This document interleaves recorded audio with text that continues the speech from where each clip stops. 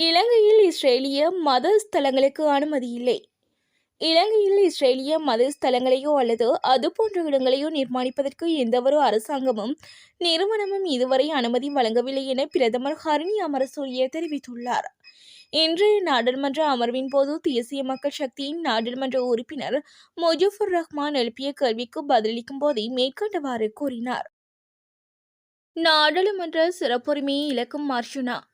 நாடாளுமன்றில் இன்றைய தினமும் தனக்கு உரையாற்றுவதற்கான நேரம் ஒதுக்கப்படவில்லை என நாடாளுமன்ற உறுப்பினர் ராமநாதன் அர்ச்சுனா தெரிவித்துள்ளார். நான் சிறுபான்மை சமூகத்தை பிரதிநிதித்துவப்படுத்தும் ஒருவர். நேற்றைய தினம் குறித்த விடய தொடர்பில் விசாரணை நடத்துவதற்காக குழுவொன்றை நியமிப்பதாக சபாநாயகர் தெரிவித்தார். நாடாளுமன்றில் வெறுமனே இருந்துவிட்டு மீண்டும் யாழ்ப்பாணம் செல்ல வேண்டியுள்ளது. இந்த விடயம் குறித்து துரிதமான கவனம் செலுத்தப்பட வேண்டும் என தெரிவித்துள்ளார். கிளீன் ஸ்ரீலங்காவிற்கு எதிராக திரும்பும் மக்கள். அனுர அரசாங்கத்தின் கிளீன் ஸ்ரீலங்கா திட்டத்தின் மூலம் போக்குவரத்து வாகனங்களுக்கு விதிக்கப்படும் கட்டுப்பாடுகளுக்கு பெரும்பாலான மக்களினால் எதிர்ப்பு தெரிவிக்கப்பட்டு வருகிறது. இவ்வாறானதொரு பின்னணியில் இந்த விடயம் தொடர்பில் மக்களுக்கு சார்பான முறையில் ஸ்ரீலங்கா பொதுஜன பெரமுனவின் தேசிய அமைப்பாளரும் நாடாளுமன்ற உறுப்பினருமான நாமல் ராஜபக்ச கருத்து வெளியிட்டுள்ளார். அரசாங்க ஊழியர்களுக்கு வெளியான மகிழ்ச்சியான தகவல்.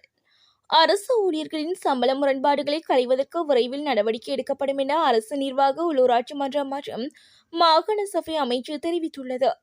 அரசு சேவைகளில் நிலவி வரும் சம்பள முரண்பாடுகளை களைவதற்கான ஆரம்ப ஆய்வு பணிகள் ஆரம்பிக்கப்பட்டுள்ளதாக அமைச்சர் சந்தன அபேரத்ன தெரிவித்தார்.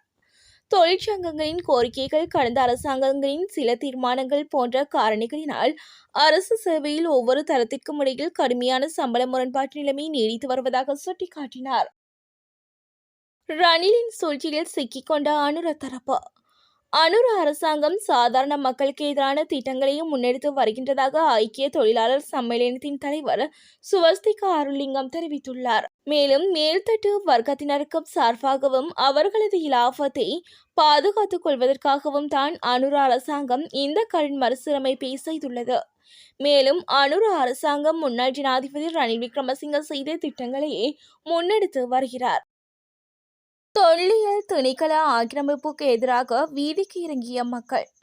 திருகோணமலை வெறுகல் பிரதேச செயலக பிரிவின் வட்டவான் பகுதியில் திங்களன்று திடீரென தொல்லியல் நிலையம் என்ற பெயர் பலகைக்கு ஆட்சேபம் தெரிவித்து வெறுகல் பிரதேச செயலகத்தின் முன்பாக இன்று பொதுமக்களால் ஆர்ப்பாட்டம் நடத்தப்பட்டுள்ளது.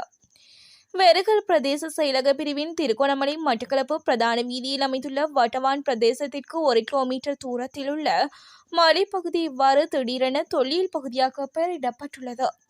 இம்மலைப்பகுதியை சூழவுள்ள 160 ஏக்கர் நிலத்தில் 164 குடும்பங்களைச் சேர்ந்த விவசாயிகள் நீண்ட காலமாக பயிற்சிகளில் ஈடுபட்டு வருகின்றமை குறிப்பிடத்தக்கது.